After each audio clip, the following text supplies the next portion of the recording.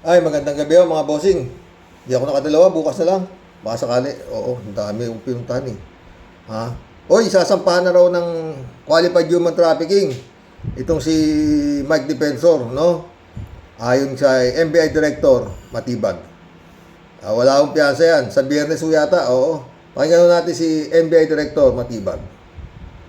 Sa my defensor case, pwedeng pa-recall lang po ano yung paano natin ma-establish na because nag-change ng design ng building may human trafficking na. I mean, ano yung mga purpose ng false stairs para lang ma-recall na. Alam lahat ni my defensor yung nangyari being the chairman of the company nung Cliff Point.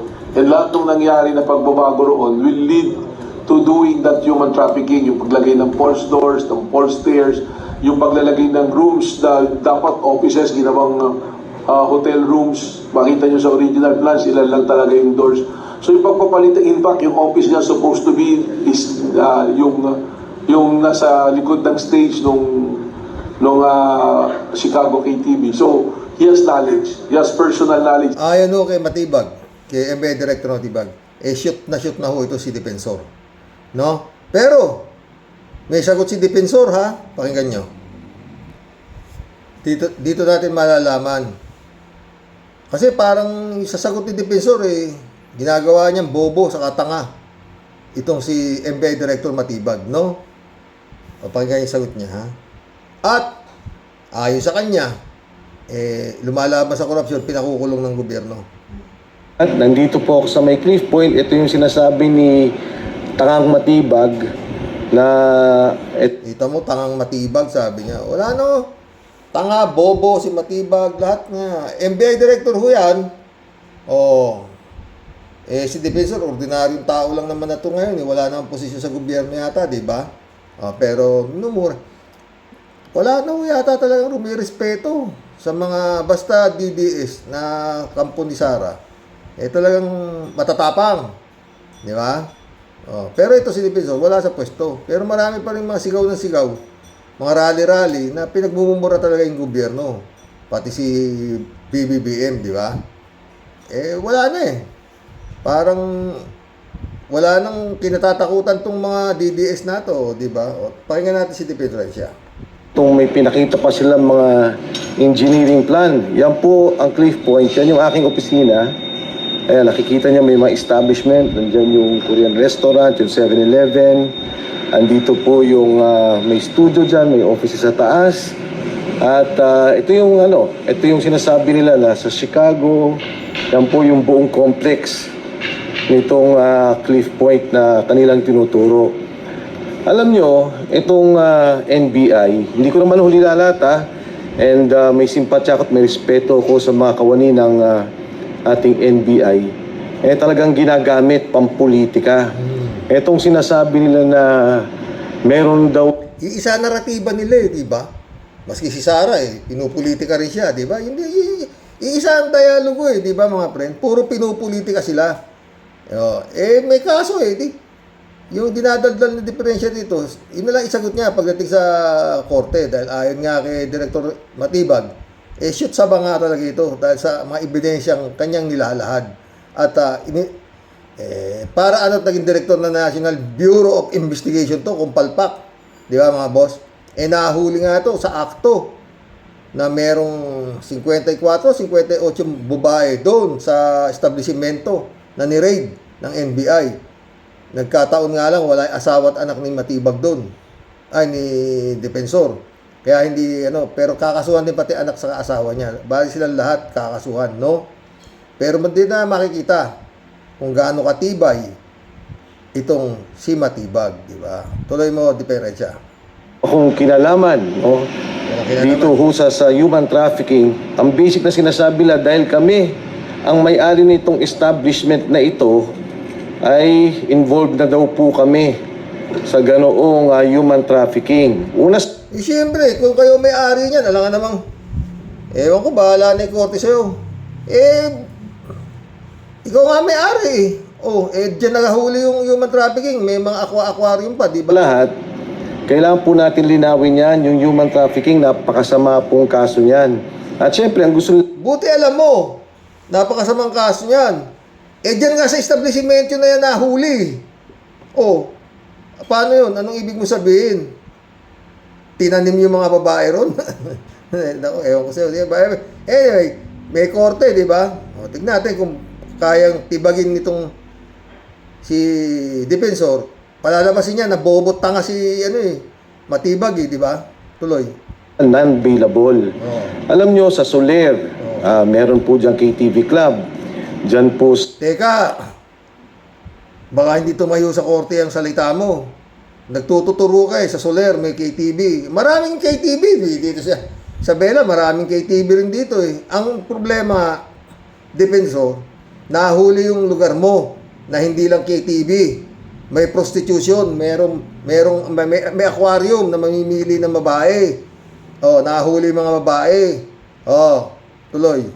sa Shangri-La lang. Dito sa may Shangri-La EDSA, maging dito sa City of Dreams, sa Dito rin sa dito rin sa Isabela, may mga KTV rin, Pero hindi, sa'yo naman, hindi naman KTV nahuli sa'yo Prostitution yung nahuli sa'yo Kaya kakasuhan ka ng human trafficking di ba?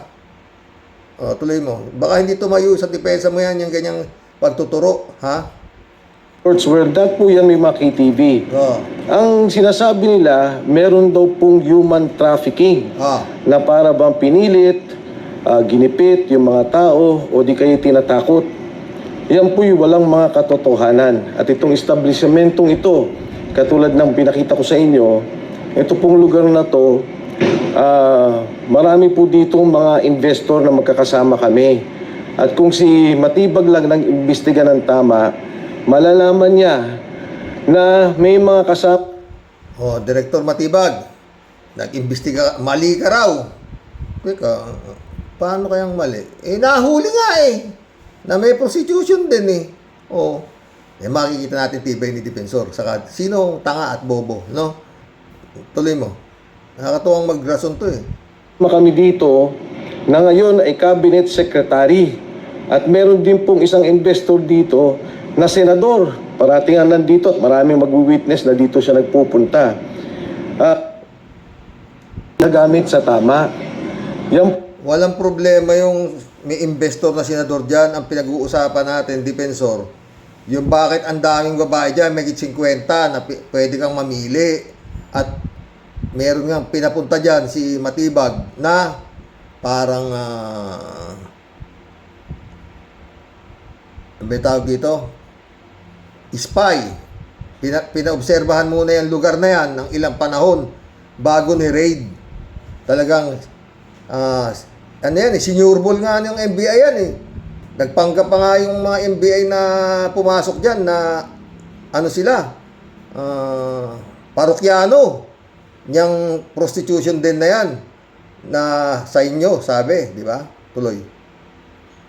Kung mga korupsyon, yan ang dapat imbestigahan. Paano magkakaroon ng... Huwag mong ilayo yung korupsyon, iniimbestigahan yung korupsyon. Diba? Nakakulong na nga yung sila Diskaya dahil sa korupsyon. O, si Estrada, korupsyon. Si Rimulya, korupsyon. Marami pang susunod. Huwag mong ilihis. Yang iniimbestigahan sa'yo dyan, yan ang isagutin mo.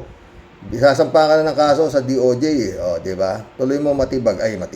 Diferensya. Investigasyon na tama na hinihingi ng taong bayan kung ang asawa mismo ni Attorney Melvin Matibag na akala mo kung sino, Bureau Director. Oh, akala mo raw kung sino ka, may NBI Director Matibag. Yun daw, asawa mo naman ngayon tinuturo. Hindi yan sa kaso. Sampa mo ng kaso Magsampa ka rin ng kaso doon sa asawa ni Director O, di ba? Sampa mo kaso. Hindi, iba talaga sila mga friend. Tuloy. Lamang akala mo kung sino na siya magsalita, maging sa mga senador, ito pong mga kalaban nila sa politika, hindi niya maimbestigahan dahil mismong sila involved sa bilyong-bilyong korupsyon sa flood control dyan sa San Pedro, Laguna. Kaya yung kasong sinasabi nila, handa akong harapin yan at alam kong gawa-gawa nila yan, gagawin nilang lahat para makulong po kami. Kaso mo yan Alam nga namang inimbento na naman yung kaso mo, 54 na babae nahuli dyan. Tsaka yun nga, sinurveillance yan eh. Bago ni raid eh.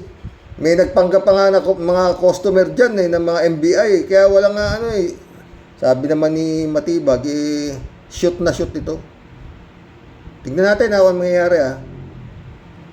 Ang lahat na nagsasalita tungkol sa flood control scandal at tungkol sa korupsyon. Flood control ka lang, flood control, iniimbestigahan niya ang flood control. May ICI pa nga eh, di ba? Oh. Tsaka marami kang korupsyon.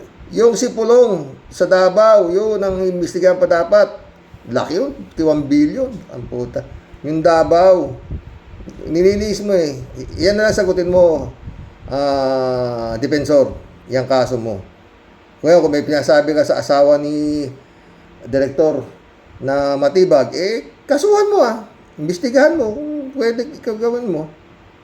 Yung mga sinasabi ng struktura, paano mangyayari yung struktura? Eh, ito'y lahat inapprove ng Pasig City.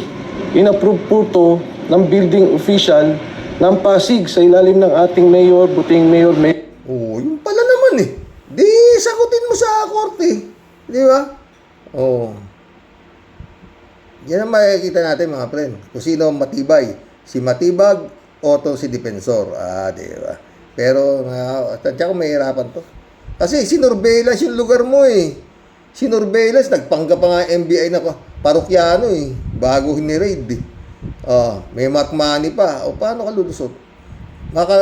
Kailangan, bagay magaling ang abogado nito si Topacio, di ba? Tuloy. Tito Soto.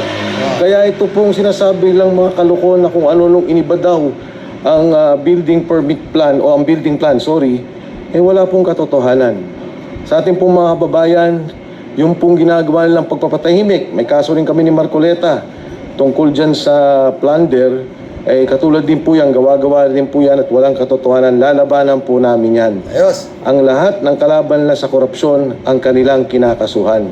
Ang lahat ng lumalaban sa katiwalian, 1.5 trilyon ang ninakaw na pondo sa ating bayan at gusto nilang manahimik tayo. Hindi po tayo tatahimik hanggat walang hustik. Iniimbestigahan na nga, di ba? Wanted na nga si Saldico o ano pa. Sagutin mo yung kaso mo, layo naman eh. Hindi naman nanahimik yung gobyerno, hindi ko pagtatanggol tong gobyerno na to, Marcos. Pero yun ang ginagawa, nakikita naman natin, nag-iimbestiga, di ba? Yung mga ghost project, iniimbestigahan. May mga nagsosoli naman na ng pera, ng mga ninakaw nila. Si Bernardo nga, 1 billion na isosoli eh. Yung state witness, secretary rin yata yun, di ba? Huwag mong iluin. Nagtatrabaho yung gobyerno tungkol sa korupsyon na sinasabi mo. Ang sagutin mo, yan, kung paano paliliwanag yan sa korte. Tuloy mo. Siya, walang nakukulong. Kaya yung NBI, National Bureau of Investigation, ang dapat nyong gawin, mag-imbestiga kayo ng korupsyon. Tulungan ninyo yung ating gobyerno at alamin ninyo talaga kung anong katotohanan sa korupsyon to kaysa ginagamit tayo sa politika. Huwag po kayong maniniwala kay Attorney Melvin Matibag dahil po yan ay bobo. Tanga po yan, hindi niya alam ang kanyang ginagawa. Para po sa ating bayan, sa mga kawani ng NBI, huwag po tayong paggamit. Direktor, sino ba nag-appoint dyan? Si PBBM nag-appoint dyan eh. Para mo sinabi na tanga at bobo yung presidente. Kasi in-appoint yan eh. Ganun yan. Nag-appoint si Bongbong Marcos ng isang tanga at bobo na direktor ng NBI. Di ba? Pero siya, matalino siya. Makikita natin talino mo pagdating sa korte. Sa Biyernes na yata ipapail eh. Pero mayaman pala talaga to. Kanya-kanya pala yan. Yung tuturo yan. Ang laki maraming pera nga to. Nagbibigay nga raw to ng 5 million doon sa 18 Marines. Di ba? Yun ang bali-balita. 5 million kada isa 18. Di ba? Dami. Tuloy. Napakaganda ng ating ahensya. Respetado po tayo. Huwag po tayong pagagamit dito sa mga kalokohan. Ikaw ba, sino ba gumagamit naman sa'yo? Nakatahimik ka eh. Bigla kang naglalabas eh. Di ba? Meron ka pang 18 Marines na nilalabas para kang ano, papatawag ka ng Blue Ribbon Committee. Ha? Yun lang. Sino gumagamit sa'yo? Ha? Oh. Ha? Sino ba gusto mong iupo? Sara, di ba? Oh. Baka sinong gumagamit sa'yo, ha? Oh. Wala, bukong-buko to. Tanga na lang din naniniwala dito, eh. Ginagawa ng NBI na pampolitika lamang. Lahat ng mga kalaban nila ay kanilang kinukulong, pinapatahimik at kinakasuhan. Mahigit 40 na po kaming nakasuhan dito sa... Medyo process, eh. Di pagtanggol niyo sarili niyo, hindi na ako kinasuhan kayo, kulong na kayo. Di ba? Para ka namang defensor. Sasagot kayo, hindi kagaya sila Rimulya, hindi pa naman sila guilty. Kaya lang no bail nga yung kanilang mga kaso. Kaya may korte. 'Di ba? Huwag mong sinasabihin kinukulong. Sigun sa bigat ng 'di ba? Nagpa-file pa nga sila Rimulya ng petition for bail, 'di ba? Tsaka si Jinggoy, 'di ba? Huwag mong hindi kagaya ng panahon ng amo mo, hindi na nga kinukulong, binabaril na lang, Problema ng flood control scandal. Lahat naman nagsalita, hindi naman involved sa korupsyon. Wala namang ninakaw pera, pero nagsasalita laban sa korupsyon, kinasuhan na po kami lahat. Pero yung totoong mga involved sa korupsyon, hanggang ngayon, laya, protektado, pati nga yung... Meron ng kaso, kaya nga wanted na, eh. Pati nga si Martin Romualdez, may kaso na rin, eh, di ba? freeze order nila, wala na. Nakawala na po yung pera. Yan ang ating problema sa ngayon. At yan ang dapat nating tugunan. Sa inyo po lahat, magandang hapon ulit at maraming salamat. Okay. Ang sinasabi Dito ho natin makikita, mga friend, kung ano ang alas na hawak na itong si Defensor para mura-murahin niya at ng tanga bobo itong NBI director na abogado, Ewan ko, abogado rin ba ito si Defensor? Oo. Biyernes, mga siguro, pagka minamalas-malas tong matalino na to, baka magpasko to sa oblo, Di ba, mga friend? Sabi ni Matibag, talagang shoot sa banga to, sa ganawa nilang investigasyon, Tsaka ang linaw, ni-raid. Bago ni-raid, meron pa nga mga NBI na pinadala ron para magpanggap na parokyano nung putahan doon. Di ba? Kaya huli. Ewan natin kung paano didepensahan ito. Para sa kanya, tangat bobo si Matibag, Di matalino to. Di ba? Matalino to si Defensor. Uy, bukas ng umaga, topic natin yung mahaba po kasi ito. Marami akong sasabihin dito. I-topic po natin yung nangyari sa Tacloban. Yung pamamaril ng mga nakakalungkot po talaga yun. Pwede ko pa bang itapik? Mahaba na gabi na pati. Pero gusto kong itapik. Bukas na lang ako umaga para makadalawang topic tayo. Sige na nga, itapik ko na nga. Eto sila, Humingi ng pasensya yung dalawang gago. Ayan,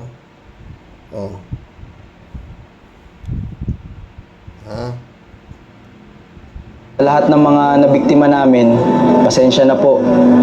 Tao lang naman kami at nagkakasala at nagkakamali. Sana mapatawad ninyo kami. Sa lahat ng mga nabiktima namin, pasensya na po.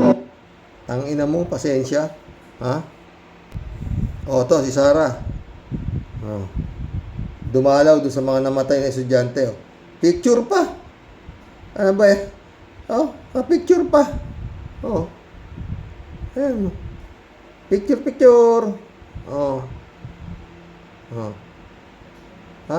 Picture picture. Ano ba yan, Sara? Yan ba naman kinukunan mo pa ng retrato, pakikiramay mo?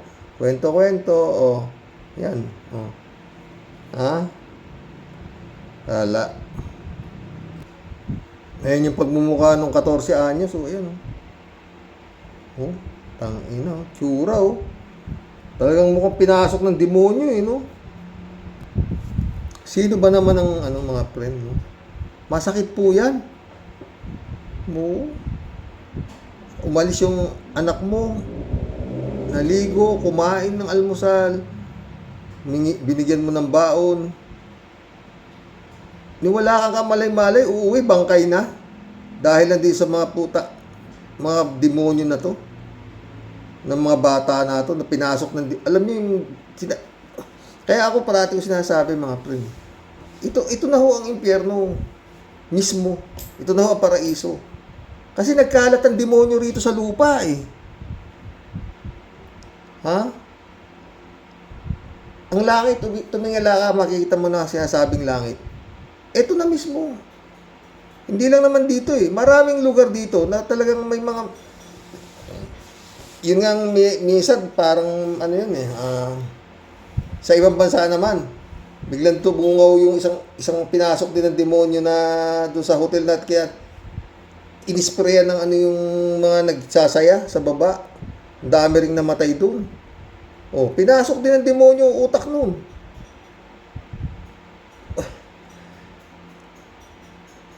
Ito na ho mismo impyerno. Dahil ho nagkalat nga ang demonyo dito. No? Kaya ho mag-ingat talaga dapat ang tayo sa mga ganyan. Mga tukso, nagpastor na naman ako. Kaya nga Panginoon nagbigay ng 10 utos niya eh, na dapat natin sundin bilang tao kung gusto nating makarating at makapiling ang siya, ang may kapal. Yun lang yun. Ang dami ko kasi. Maski anong isip gawin ko. Ha? Ito na ho mismo din impyerno. Marami dyan, kagaya mga sinasabing mga siraudong mga nagbabanal-banalan. Oh. Maraming rehilyon na sinasabi, yun nga, na sila raw ay sugo ng Diyos. Nakausap nila ang Panginoon. Tapos, paniniwalaan naman ng tao. Eh, kasalanan na ng tao. Naniniwala sila sa mga ganyang klaseng tao na nagdadadaldal. Diyos ko. Gaya nito, oh. Ng ating inaharap, may planong maganda ang Panginoon sa atin. Tama po ba? At napansin niyo po yung dulo, plano ng pag-asa at kinabukasan. Meron po bang kinabukasan, mga taga-Malapatan? Mayor, maganda ba ang inyong kinabukasan? Mayora, pakisabi sa katabi mo, maganda plano ni Lord sa iyo. Diba? Ng ating inaharap, may planong maganda ang Panginoon sa atin. Tama po ba? At napansin niyo po yung... Ayan. Pumunta sila doon sa mga lugar na naglindol at yun ang kanilang mga pinagdadaldal. No, may plano, Panginoon, sa atin. Ha? Alam nyo, malungkot, no? Ha? Karamihan ho itong mga napapasok ng demonyo na sinasabi ang kanilang mga isip. Eh, yun ho matatalino pang tao. Sad to say. Eh, mga politiko, karamihan dito. Oo. Ha? Eh, bakit hindi nga pinasok ang demonyo putang ng mga hindi masyahan sa pera? Oh. Sobra-sobra na yung pera, walang kasawaan sa pera, mga putang yan eh. Nakakaw dito, nakakaw dun. Tapos ayan. Karamihan ho dyan, oh, diba? Magsisilbi pagdating na eleksyon, kung ano-anong kaletsya ng ano, akala mo kung sino mga ba, ayan, oh, tingnan mo. Oh. Oh. Puro Panginoon ang pagsasabi niyan. Eh, sino Diyos niyan? Si Duterte, di ba? Oh, yun ang amo niyan eh. Oh. Yan ang isa sa mag-aakwit kay Sarah. Pero kita mo makapadaldal. May plano po ang Diyos sa atin. Eh, yung gusto niyang iupo eh.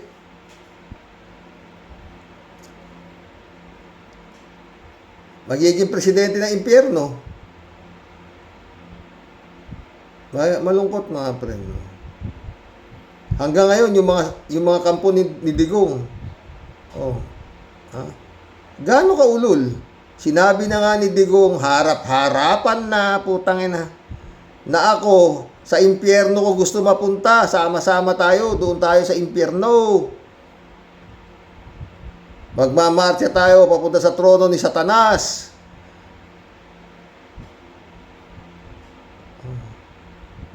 Putangin na. Duterte pa rin ng Duterte, mga putangin ng gunggong. Sa totoo, itong Pilipinas na to, nakakatakot na eh. Mantakin mo, sinisigaw nila yung mga gustong inaamin na nga na sila ay gusto nila sa impyerno. Duterte pa rin ng mga Duterte. Mga putang ina kayo. Mapapamura ka talaga din sa mga hayop na to. Eto naman si Robin Padilla. Gusto raw niya 10 years old. Pwede na makulong. Samantala si Bato, pinatakas nung gago. Ewan ko na dito sa mundo. Dito sa Pilipinas na to. Oo, mga friend. Ito yung mga kampo ni Digong.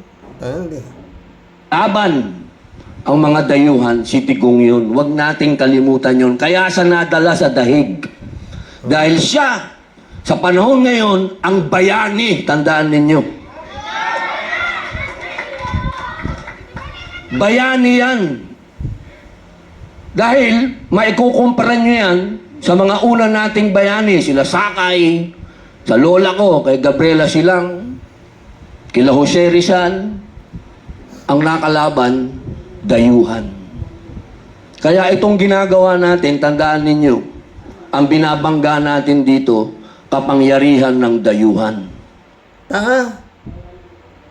Gagalaw ba yung ICC na yan kung hindi ang nagsampa ng kaso dyan, mga Pilipino? Mga klaseng kabubuhan to, putang ina. Yan ang mga kampo ni Sara. At ito, pinaglalaban ng mga Muslim daw doon sa Senado na pag ito raw, dinakip daw, magpapakamatay sila sa tao na ito. Anong kaul... Hindi ako isa ako sa pinakabinibilbang kong reliyon Muslim. Totoo. Kasi nagkaroon kami ng border na Muslim, napakabait. Oo. Tsaka yun nga, namuhay ako sa Saudi Arabia 2 taon. Oo. Ang babait ng mga Muslim doon. Oo. Ito, hindi naman Muslim to eh.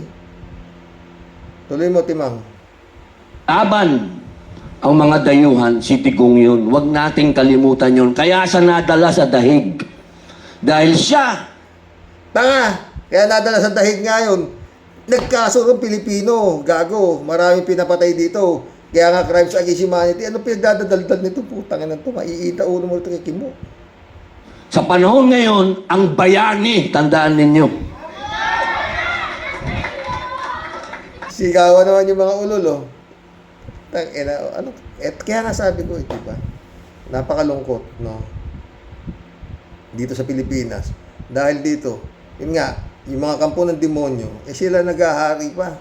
At sila pa matatapang. Excellency. Diba? Galaw-galaw.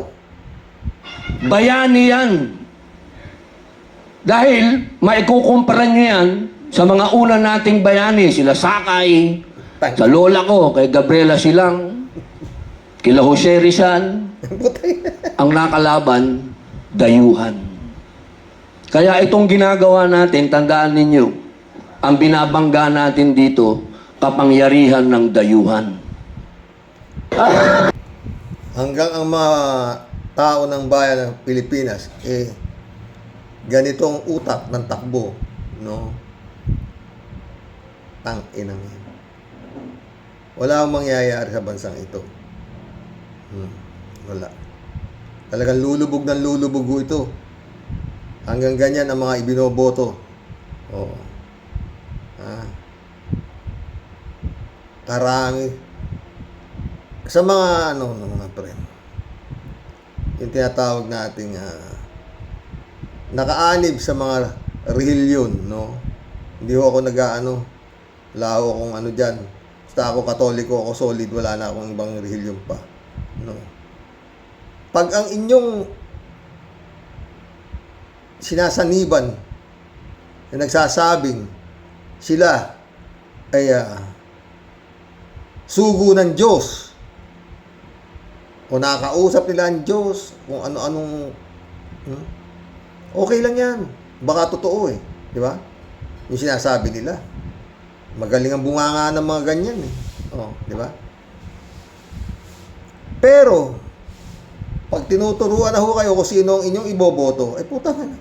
Meron kayong utak, umalis na kayo riyan. Ginagamit lang kayo. Ha? Kasi yung mga ganyang klaseng kulto. Pag marami na ho sila, nilalapitan na ho yan ng mga demonyong politiko. Babayaran na ho yan para makakuha nila yung basbas ng mga sinasabing mga makadiyos na yan. Oh, diba? Kagaya yung mga niniwala dito kay Kibuloy na si Raulo. Oh. Siya raw appointed son, putang ina. Ang best friend niya, yung gustong pumalit sa trono ni Satanas. Putang ina yan. Magkulam na tayo mga friend. Makakabaliw. Oo, nakakabaliw.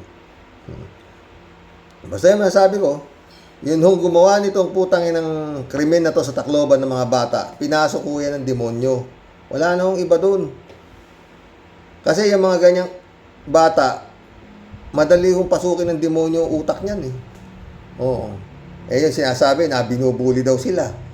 Kung ano-ano sinasabi, kaya binuli sila tapos pinagpapatay nila na maril doon. At isang dapat pang makakasama dyan mga friend. Yung dami nating nag-pag-usapan, no? Lahat ng estudyante sa buong Pilipinas, tanungin dapat ng mga advisor nila kung meron silang mga magulang na pulis. No? Ito, dapat yung nakuna ng baril nitong mga pinasok ng demonyo ng mga bata na to, dapat yun managot. Oo. Dahil puta na, yung isa, yung babae pala, yung tiyahin daw nung 14 anyos. Bagong pasaparo yata sa bar exam, abogada. O, yun yung may hawak nung clock na 39 ba yun? 9mm. Clock. Automatic. Mantakin mo, 40 basyo ng bala ang napulot doon sa lugar ng krimen. Ibig sabihin, puta, nag-reload pa yung bata. Yung 15 anyos ba yun, o yung 14 anyos, nag-reload pa, tsaka tuloy pa rin ang pamamaril niya. Oh, alam nga naman 40 bala nung laman nung ano. Oh. At ayon nga sa investigasyon, pinlano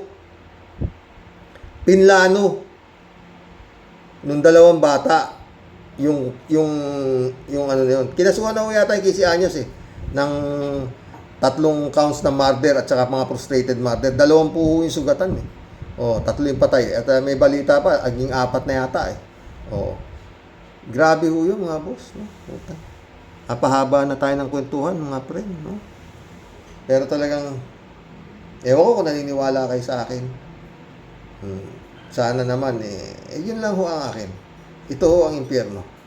Ito rin po ang paraiso. Paulit-ulit ako. Pag marami kang pera rito, lahat ng gusto mo. Halos ayaw mo na mamatay. Dahil yung tinutulugan ng bahay, mansyon. Parang Chabit. O, di ba? Babae, puta, kabi-kabila. Lahat ng sarap. Paraiso. Di ba? Pero meron akong mga napapanood, no? Yung mga ibang sobra pera, dinudonate nila sa charity. Yung ibang sobra. Oo. Dahil siguro tapo nga is tumutulong na sila sa mga mahirap. Mostly yung mga artista ko sa Amerika, nakikita ko sila Clint Eastwood, sila Shaquille O'Neal, talagang nagbibigay sila sa mga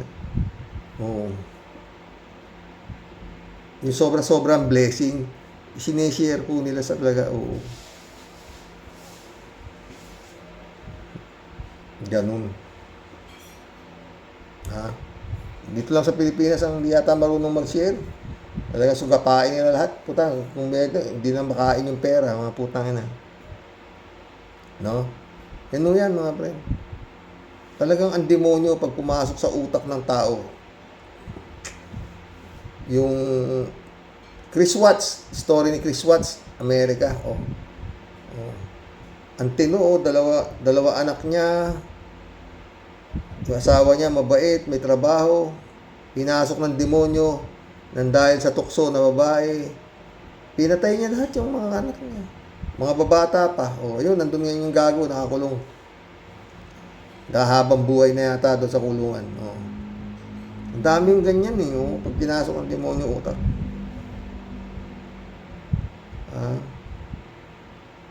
Malungkot pero totoo yan. Meron nga karamihan pa pinapasok ng demonyo, yung mga talagang matatalino, yung mga nakapag-aral. Oo. Karamihan, mga abogado, oo.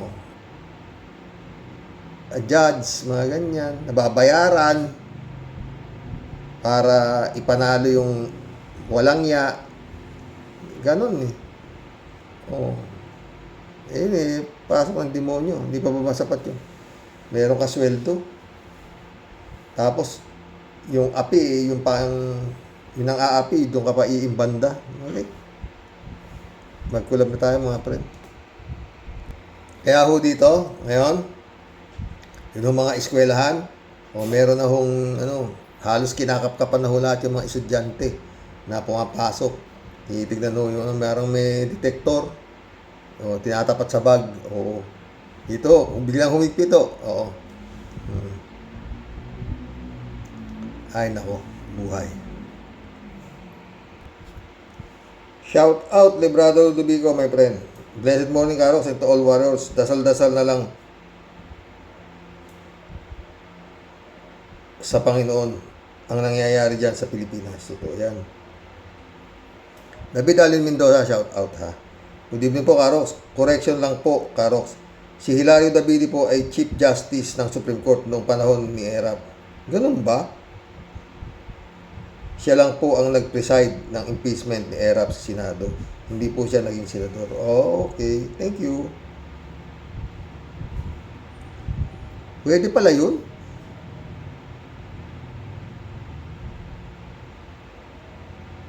Ay, oo nga. Presidente nga pala si Erap, no? Erlinda Aquino, shout out. Kahit ako, kuya, wala akong tiwala sa mga senador na lumipat kay Gatchalian Group. Oo nga, kuya, lumipat sila pero sa botohan, sa impeachment, kay Lustay pa rin sila. Your guess is as good as mine. 3J Siop, shout out. Me too, pero okay na rin. Yung ang importante, matanggal si Caldero. Dahil kapag hindi siya natanggal sa pwesto, hindi na yan aalis hanggang sa dulo ng walang hanggan. Tawa-tawa.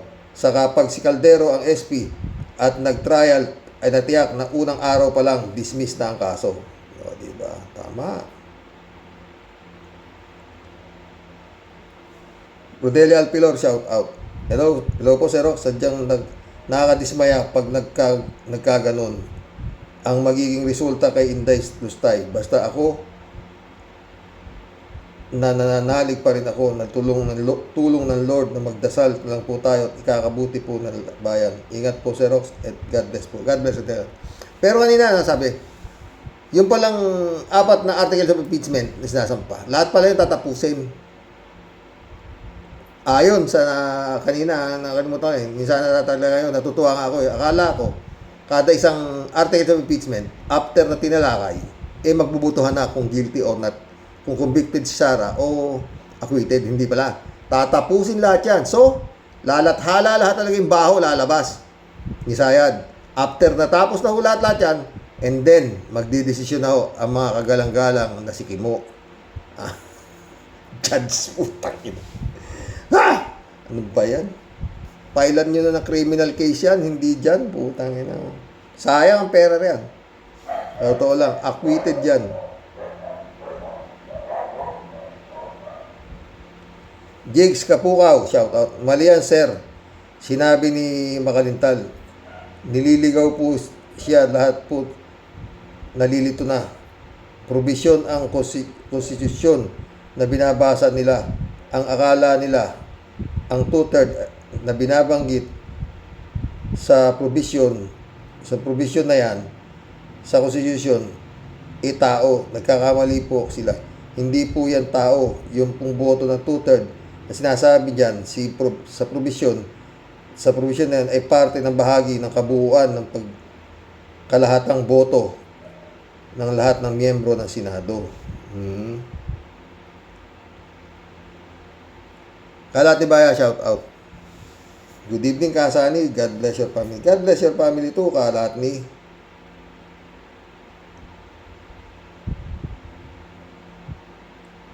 Chupista Bunao. Good evening po kuya at sa mga ka-warriors. Nakakawalang gana naman ang sinasabi ni Atty. Mac. Yun nga. Chupista Bunao ulit. Paano uusad ang ombudsman? Ang mga sinampang kaso ni Trillanes, sabi na nga sa vlog ni Ken Garcia, may nagbabayad sa ombudsman na para wag daw munang galawin ang mga kaso nila. Kaya ang ending, tulog na himbing. Tanong nga ni Ken, sino kaya sa ombudsman ang nababayaran na sa kanila? Walang gana talaga takang tumira dito sa Pilipinas. Kung pwede kang pumunta na kami sa Mars. Totoo yan, Chupista. Norma Jornadal, shout out. Tama po kayo, sir. Dapat nang magtanggal ng demonyong magnanakaw na yan. Mary Lebron, shout out. Jojo Tol, shout out. Good day, Tol, sa lahat ng subscriber, by hook or by crook, convict si Sara. Gumawa ng 1987 Constitution natin, tatay ni BBM. Ganun ba yun? Natin. Marilo Pabianak, shout out. Talagang kailangan ng magising yung nakararami na nabubulag-bulagan pa sa mga karamihan nakaupo sa gobyerno, lalo na sa mahalagang desisyon ng ating bayan. Kaya nalalagay tayo sa nakaka-stress na pagdidesisyon, pero nananalig pa rin po ako na nakamasid ang Panginoon na magiging matagumpay ang laban ng bayan. Sana nga, anak, sana nga. Friend Sherwin Sapeda, shout out. Christian Sen, July 7, Alcantara. Analisa Apolinar, shout out sa inyo mga friend. Sabi ni Friend Sherwin. Serox, wala naman po ang hindi kawatan dyan sa mga Dutae Black. Puro po mga banal na aso pero santong kabayo. Naku, Serox, ano pa bang hustisya ang hinahanap po natin? Taon-taon. Pangitang-pangita, halimaw ang ililigtas at puro halimaw din po ang mga tagapagligtas. Wala pong bago, sa ungguy-ungguyan lang po ang labanan, Serox. Siguro po kung yan nga pong si Miriam Defensor nabubuhay pa. Puro hambalos at malupit na balatik po sa tenga ang aabutin ng mga hinayupak na Bukbok Association. Ang line-up po na Senado ngayon puro po mga kasuka-suka. At kahit po sa ulo ng taong bayan, kulelat na nga po tayo kahit saang forma ng anggulo po tayo ihambing sa mga Asian countries. Tas ganyan pa ang nakikita at napapanood ng buong mundo sa asta po ng mga taong gobyerno at mga lingkod bayan daw na puro mga horror labels daw po. Mga leche. Naku, sarap nyo talagang paghambalusin ng apesting yawa kayo. Mga pinutukan kayo ng mga lintek, kailan pa ba talaga matatapos yung hearing na yan at magkaroon na po tayo lahat ng katahimikan, Xerox? Pero sa tinatakbo po ng usapin, talagang parang nagdidelikado at tagilid po talaga bangka natin, Xerox. Wala ka po talagang maaninag na liwanag at talagang sa itinatakbo puro po kadiliman po ang nakikita po tatakboy at lalakbayin po natin. Dito po sa kaso ng halimaw na sobra-sobra na po ang bukbok at amag sa tagal. Naku, sa mga yawang kulukotoy, para nyo ng awa, kailan nyo pa po talaga tatapusin ang kalbaryo naming mga dahil dyan sa halimaw niyong Panginoon? Ewan ko nga sa inyo, mga leche, mga buwisit, inam, ituloy na naman.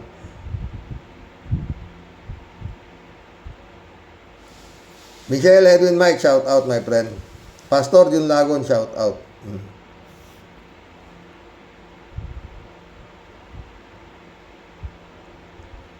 PJ Show po nito. Hello, Sir Rox.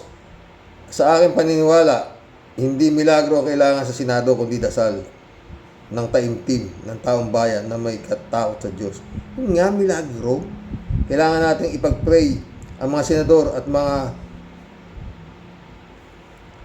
bumubuo ng trial upang panalangin ng Diyos at panaigin ng Diyos ang tama. Siya lamang ang makakapagdesisyon sa magiging outcome ng trial.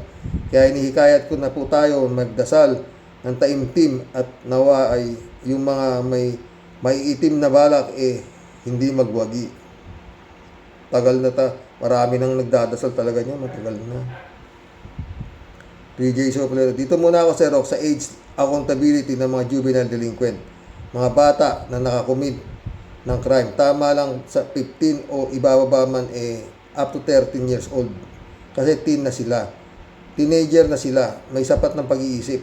Ang 10 years old, masyadong bata pa. At maaari pang ma-rehabilitate. Kapag 10 years old ng bata na nakakomit ng crimes, dapat ang mga magulang at guardian ang responsible pero not 100%. Kailangang imbestigahan ng mabuti ang mga magulang kung talagang nagpabaya sa anak. May mga anak din naman talagang kahit 10 years old pa lang na napakaswail na. Lagi kong na sinasabi dito sa Rox na the first 7 years of the rearing of the child ay napakahalaga kasi dito mahuhulma ang karakter ng bata. Kung ang mga magulang ipasaway din, natural na iyon ang gagayahin ng mga anak. Tuloy labas at dilikwet ang mga bata. Hindi ako agree sa ibaba 10 years old ang pagpaparusa sa tayo. Hindi naman rampant ang krimen ng mga 10 years old. May mga insidenteng mga bata ang involved but does not constitute na buong kabataan 10 years old and above ang kriminal na. Pa lang itong mga senador na nagmamagaling. Totoo yan. Ako hindi rin ako sang-ayon sa 10 years old. Pero yung 15 years old, pwede na yan. Inasuhan naman 3J Show ulit to. Sa Rox, yung nagawa ni BBM na napauwi yung Pinas, yung mga Pinoy na detained sa Russia, sinisikap ng mga DDS na tabunan para di maging feather in the cap ni BBM. Inggit na naman kasi si Sara. Pinakisigawan niya na walang ginawa si BBM kaya pahiya siya dito. Si BBM din ang nagligtas kay Veloso ba? Yun nga. At di nabitay. Sa Cambodia ba yun? Kaya sobrang inggit ni Sara. Totoo. Pero kay Digong, pinabibitay niya na yan. Ha? 3J Soap ulit to. Ha?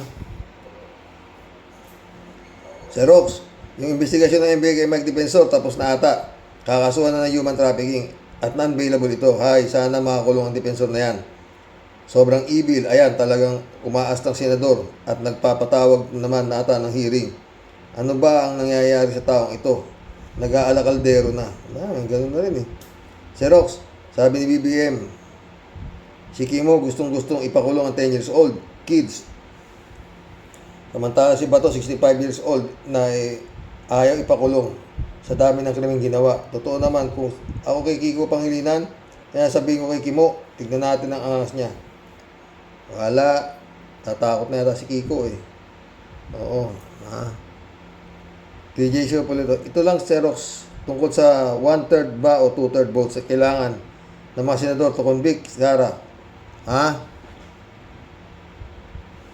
Sabi ng Constitution, well, dapat ang Supreme Court ang mag-interpret ito kasi wala namang qualified na mga senador at hindi sila qualified mag-interpret ng batas.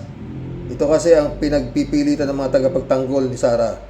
Kasi nga naman, makasigurado sila panalo si Sara. Di ba 24 at total 2/3, 16. Kailangan ng prosecution makawa 16 votes sa mga senador judges convict ni Sara. Bato, Kimo, Marcoleta, Caldero, 2 Bilyar. Kaya nga, ito naman si Ontiveros, Kiko, Subiri, Gatchalian, Lapid. Kulang ako na isa. Bali 30 ni boto. Paano yung 16 na kailangan? Walang pa. Heto si Dilima ng Senado, paano magiging kabilang sa kwentahan ang mga senador na Bato, Jinggoy kung nagtatago at isa nakakulong naman si Jinggoy, kaya kailangan Supreme Court ang mag-interpret ng posisyon. Yun nga sasabi, dapat itong Supreme Court na to mag-decision na to forthwith. Alam mo, mahaba itong comment ko pero kailangan si Rox kasi talagang pinagpipilitan ng kampo ni Sara ang 2/3. Yun nga nasa decision Eddie Luna, shout out Hi Sir, hi, hello Karox, magandang araw muli sa inyo dyan. Karox, siguro mga 3 days din akong hindi nakapag-comment kasi nawala sa tamang setting itong gamit kong tablet. Pero lagi naman akong nanonood, nakikinig sa mga vlog mo. Thank you, friend Mabuti naman natanggap mo na yung pinadala ko. Oy, ikaw pala, sabi ko. Babae kasi nakapangalan eh. Oo. Salamat ulit, friend, ha? Sa pagkape, pasensya ka na. Maliit lang yun. Tama, babae ang send through GCash. Nakisuyo lang ako sa isang family friend namin dito. Si Jessica Matalog. Buti naman nakarating agad siya. Share mo na lang si Mrs. kung share mo na lang si Mrs. mo kung magawi ka na lang sa mall. Text time ulit. Kailangan birthday. Kailan birthday ka, Karox? Send uli ako. Kasalamat, Karox. Tagal pa, August 18. Salamat ulit, friend. Eddie Luna ulit, oh. Maliwanag sinabi ni Atty. Romy Macalintal. Para sa akin nga, dapat siya ang naging COMELEC chairman. May respeto at takot sa ngalan ng Diyos. Saka matagal ng abogado siya. Naging anchor pa siya ng ABS-CBN. Lagi ko siyang pinapanood. Magaling si Romy Mac noon sa news. Mas nararapat siya kaysa kay Dilat. Sigurado marami ding nananakaw yun. Lalo na mga politiko na may kaso na mabigat sa COMELEC. Oo, at saka yung masasamang tao na nakapasok sa candidacy, mga may kaso, nakakakandidato pa. Pero pag wala kang pera, kahit wala kang bahid na pagnanakaw at malinis ang track record mo, i-disqualify ang file mo ng candidacy. Yan ang kalakaran ngayon sa COMELEC. Tignan mo si Toto Kausing, hindi nakatakbo. Sumamat na lang sa DDS. Kaya ayun, sumama na sa DDS.